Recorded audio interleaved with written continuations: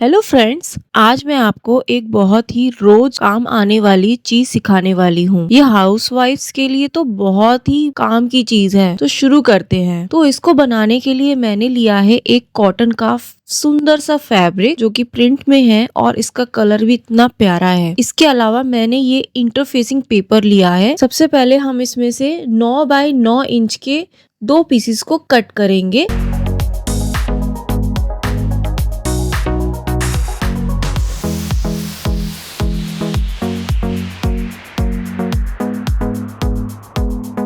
और फिर उसके बाद हम 7 बाय 7 इंच के 8 पीसेस को कट करेंगे। वैसे ये पेपर जो यूज कर रही हूँ बिल्कुल ऑप्शनल है। अगर आपके पास नहीं है तो भी ये आइटम सिर्फ फैब्रिक से भी बनाया जा सकता है। मुझे स्टिचिंग दिखानी है इसलिए मैं यूज कर रही हूँ। अब 7 बाय 7 वाले पीसेस के दोनों कॉर्नर्स को हम राउंड में हम ऐसा राउंड पेन से राउंड मार्किंग कर लेंगे। तो एक साइड से हम थोड़ा सा स्टार्टिंग से स्टिचिंग स्टार्ट करेंगे और राउंड वाला एरिया भी स्टिच कर देंगे। इस तरह से हमें चारों पीसेस रेडी करने हैं।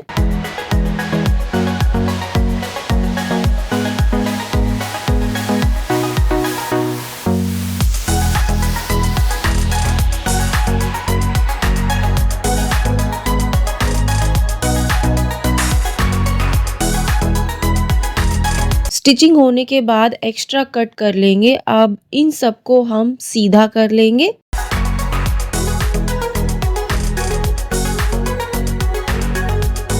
सीधे होने के बाद ये इस तरह से एक पेटल की फॉर्म ले लेंगे। अब हम लेंगे सेंटर पीस को और उसके सारे कॉर्नर्स को राउंड पेन से राउंड मार्किंग करेंगे और उन राउंड मार्किंग पे ही हमें स्टिचिंग करनी है। बिल्कुल ध्यान रखना है कि सिर्फ हम जो कॉर्नर्स हैं उनको ही स्टिच करें। बहुत ध्यान रखना कि हमें सिर्फ कॉर्नर्स ही स्टिच करने हैं इसमें।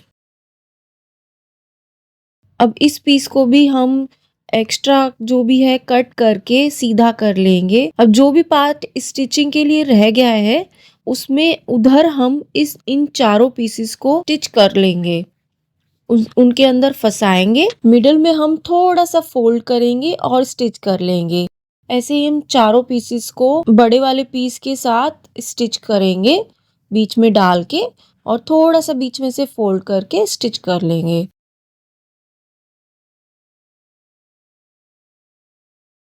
अब बनने के बाद एकदम फ्लावर बन जाएगा ये, जिसकी 4 पेटल हैं। देखने में तो कुछ ठीक ठीक है लेकिन यूज करने के बहुत फायदे हैं। एक तो इसमें रोटी गलेगी नहीं, एक तो रोटी इसमें गीली नहीं होगी, दूसरी टाइट भी नहीं होगी और इसमें रखेंगे तो जल्दी ठंडी भी नहीं होगी।